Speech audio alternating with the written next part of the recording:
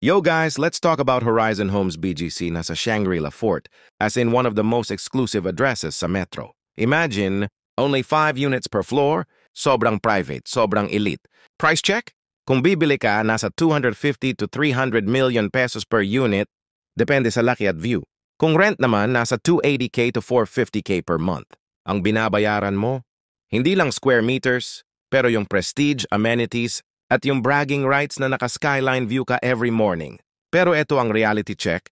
Habang iba hirap makahanap ng pambayad ng kuryente, dito may mga tao, or minsan corrupt officials pa, who can drop hundreds of millions just for a unit. Life's irony, no? Poverty and luxury magkatabi lang sa isang city. Sa ilalim, may nagtitinda sa kalsada para may makain, sa taas naman infinity pool at champagne night view. Kaya tanong, kung pera ng bayan ang ginamit dito, worth it ba ang ganda? O mas priceless yung peace of mind na malinis ang pinaghirapan? Real talk par, share mo to kung agree ka.